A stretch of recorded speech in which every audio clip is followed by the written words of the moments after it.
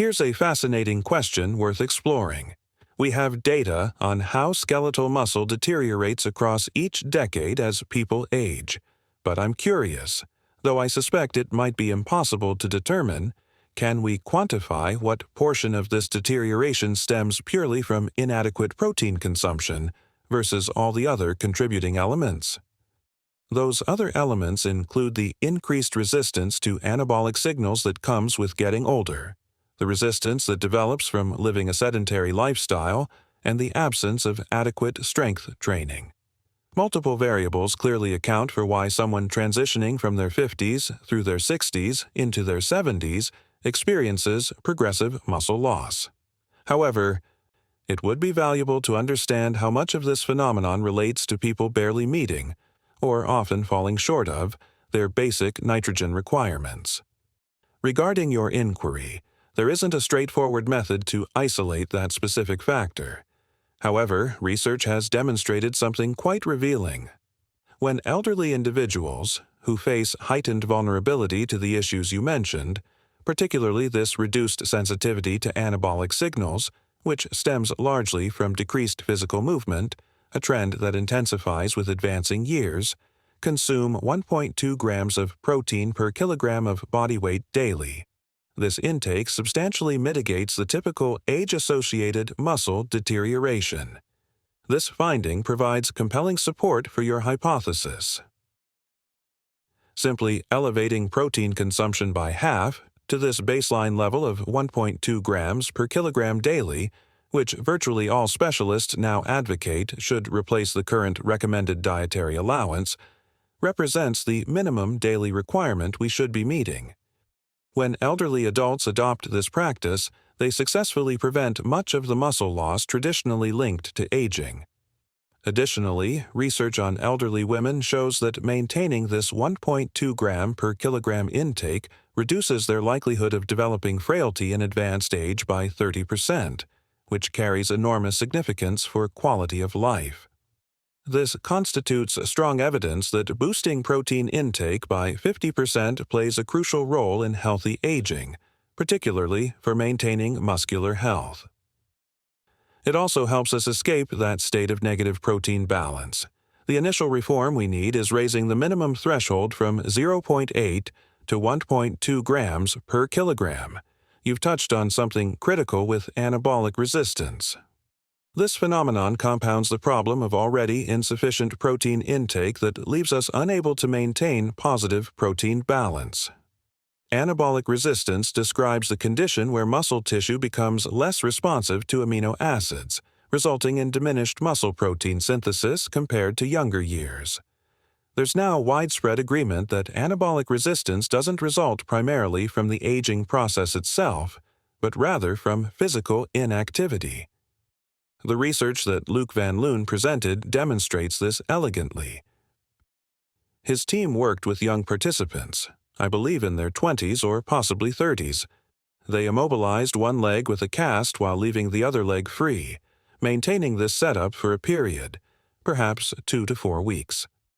After removing the cast, they conducted stable isotope testing to measure muscle protein synthesis rates. The results were striking.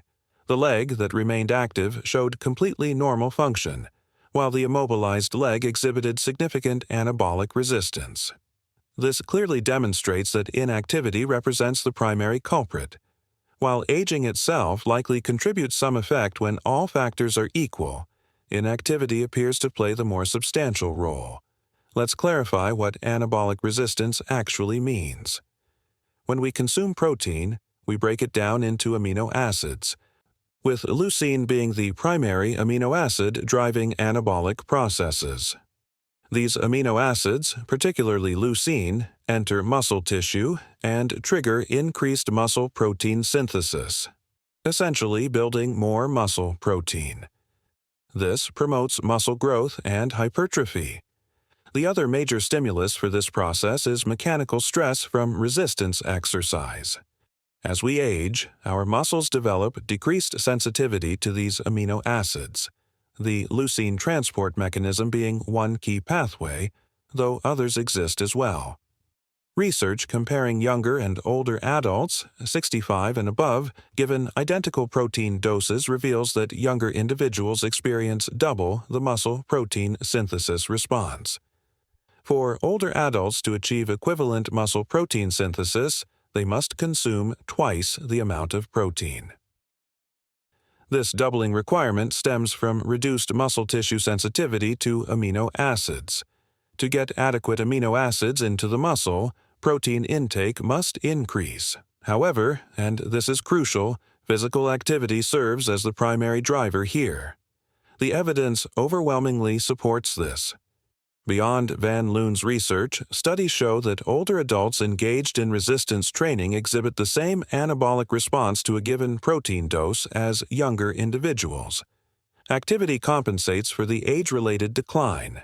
If you're a 65 or 70-year-old man maintaining a resistance training program, you're likely experiencing minimal anabolic resistance, perhaps a slight effect, but not much. You don't necessarily have to encounter this decline if you remain physically active and train consistently. That's the essential takeaway and the most important public health message here. Regular training is imperative.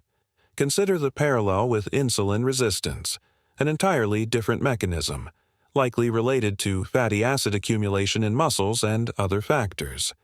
Yet again, physical activity proves to be the most effective intervention. This has been demonstrated so conclusively that it's simply accepted as fact. When we examine anabolic resistance in the general population and review surveys on physical activity levels, the data is sobering. Overall, approximately 32% of adults, both younger and older, participate in resistance training. Just 32%. For older adults specifically, that figure drops to 22%.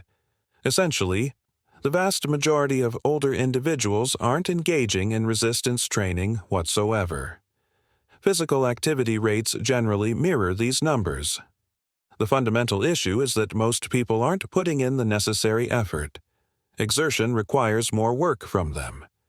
It's simpler to just consume something. This explains the popularity of supplements. People naturally gravitate toward easier solutions, eating or swallowing something rather than expending effort. This reality, unfortunate as it may be, makes the inadequacy of current RDA guidelines even more critical. People believe they're consuming sufficient protein, both older and younger adults, though the stakes are higher for the elderly. Younger people have more margin for error. But we face insufficient protein intake compounded by developing anabolic resistance, while most people remain inactive and don't do resistance training. These accumulating factors insidiously erode muscle year after year until suddenly frailty and sarcopenia arrive. My patients understand this well, but I'm surprised how little broader discussion this receives. You address it frequently, but the medical establishment doesn't emphasize frailty and sarcopenia adequately. When I wrote my book on longevity, I'm concerned I didn't stress it enough. I discussed what I called the 4 horsemen: cardiovascular and cerebrovascular disease, cancer, neurodegenerative conditions, and metabolic disorders, the primary threats to lifespan. Compared to these, frailty represents a smaller assault on lifespan. Fall-related mortality is certainly substantial for those over 75, but relative to those 4 categories, it's less prominent. I limited myself to 4 horsemen rather than 5. However, when considering quality of life, which most people value at least equally to, if not more than, lifespan, frailty arguably dominates. Along with cognitive preservation and avoiding excessive cognitive decline, frailty determines the quality of one's final decade. We possess excellent tools through both training and nutrition to counteract this decline. Yet, despite everyone witnessing this, these aren't invisible sufferers, they're our parents and grandparents. We've all watched this progression repeatedly. We know how it unfolds. Still, somehow we either believe we're immune, or it remains too abstract because it's years away. What's your perspective on this challenge? I completely agree that frailty risk equals or exceeds the importance of other factors. Watching family members experience this decline, I believe the issue is its incremental nature.